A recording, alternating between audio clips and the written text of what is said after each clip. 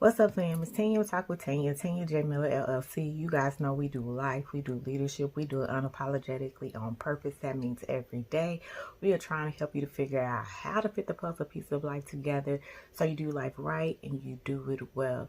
So this week, still encouragement, but something just really hit me this weekend and just kept coming over and over again.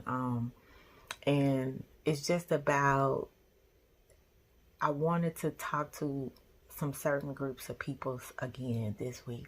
And one group in particular, it came when I was listening to Bishop minister on Lazarus this past Sunday. And just how he was talking about how Lazarus was in the tomb by himself and he was dead alone by himself, and even when he came to him, he was there by himself, right? And I was saying, because it's crossed my mind a couple of times, because I know people that are work in the medical field. My aunt works there, Jean Hay. I know people that are in the nursing home and different things like that.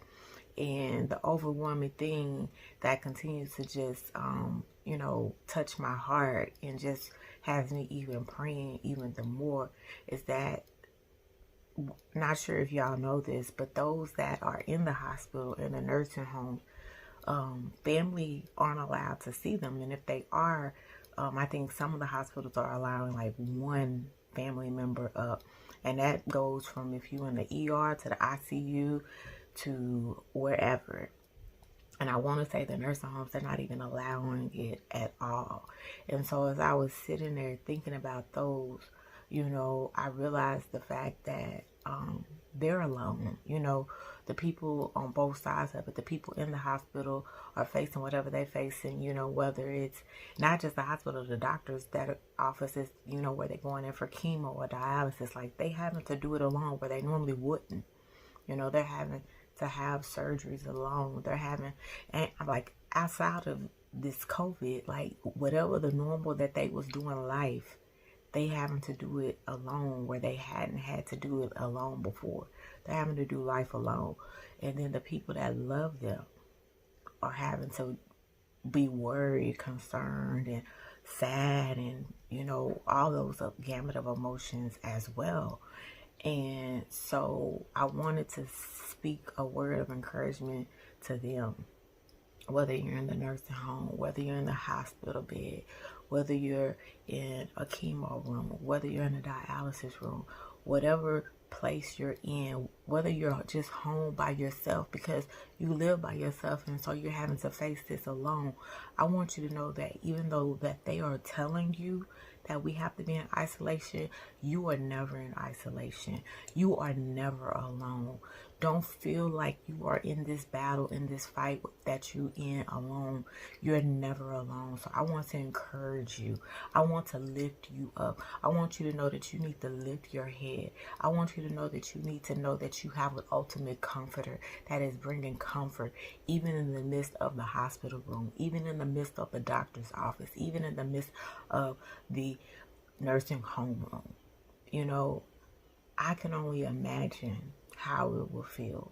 You know what I'm saying? Like you was thinking you was going to see them every week like you was going. I was just that way just last month. Going to see my granny towards the end 3, 4, 5 times a week.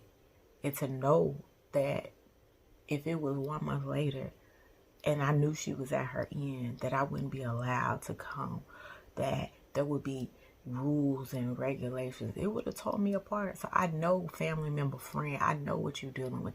I know what you're going through. I know how you feel. And so I want to encourage you. I want you to keep the faith. I want you to keep your hope up. I want you to know that God is comforting them, that He sent His comforter to them, and they are not alone. Hear me today. They are not alone. So don't you grow sad. Don't you grow weary. Don't you be upset. Don't you be afraid. Don't you do any of that. I want to encourage you. I want you to let peace surpass all understanding, because we don't understand this. But I want peace to surpass all understanding. Not just for them, but for you too. Because just like they in it, you in it as well. And so I want to just pray strength. I want to pray peace. And I want to pray comfort, that God be with you. He stick with you. He holds you fast, just as he's holding them fast. That you guys hold fast and that you never let go. Be encouraged. Peace, y'all.